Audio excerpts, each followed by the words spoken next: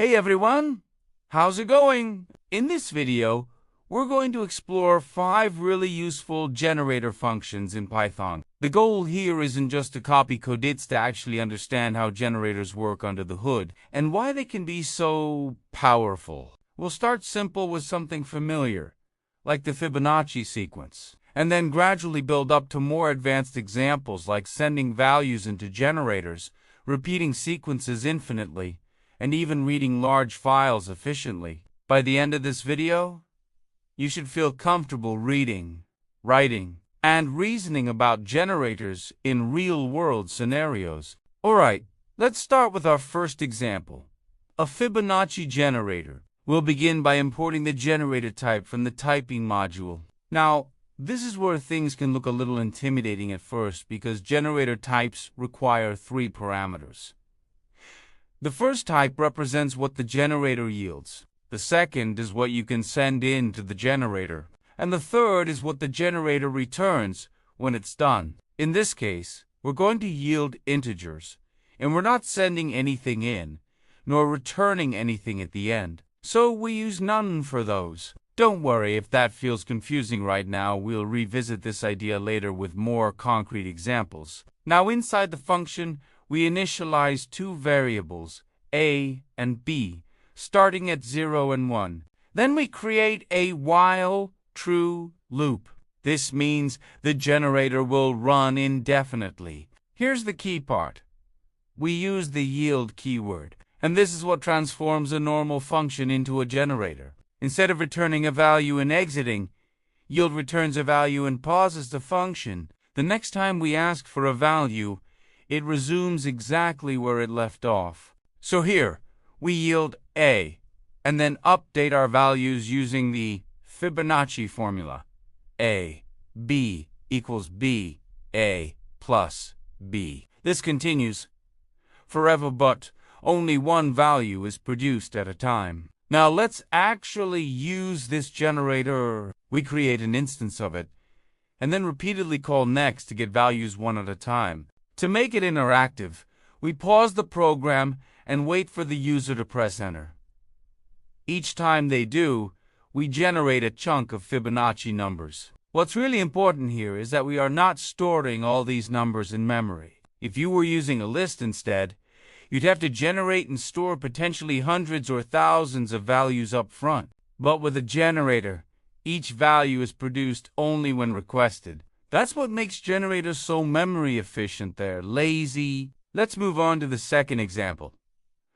Reading lines from a file. Imagine you have a massive file, maybe billions of lines long. Loading that entire file into memory would be extremely inefficient. Instead, we create a generator that opens a file and yields 1 line at a time. Each line is stripped of white space and returned as needed. So instead of loading everything at once, we process the file incrementally. Now, eventually, the generator will run out of lines. When that happens, Python raises something called a StopIteration exception. We handled this using a tree except block. Inside the exception, we can also access the value returned by the generator if one exists. In this case, we return a message like, "This is the end."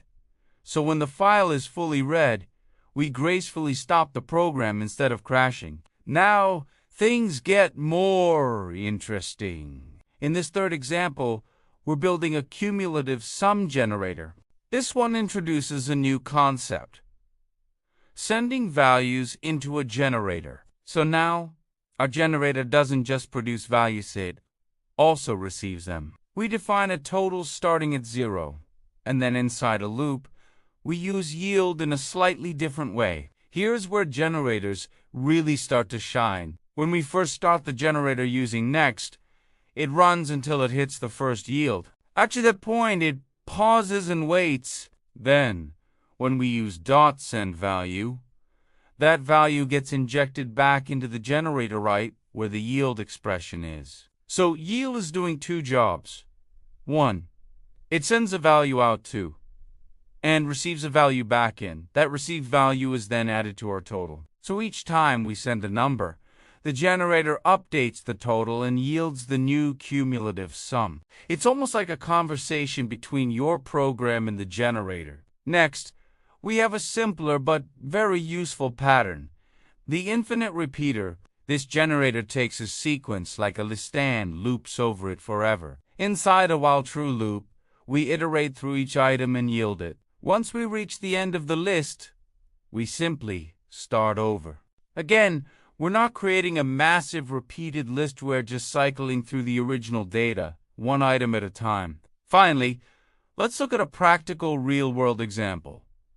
Reading rows from a CSV file. We use a Python CSV module to read the file and then yield each row as a list of strings. This is extremely useful when working with large data. Instead of loading the entire dataset into memory, we process it row by row. We can also group rows into chunks, for example, reading 3 at a time before pausing. Just like before, when we run out of rows, we handle the StopIteration exception. We print a message like no more rows and exit the program cleanly.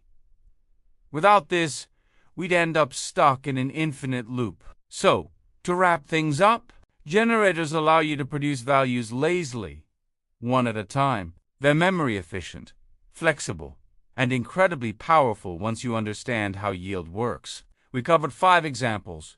1. Fibonacci sequence 2. File reader 3. Cumulative sum with input 4. Infinite repeater 5.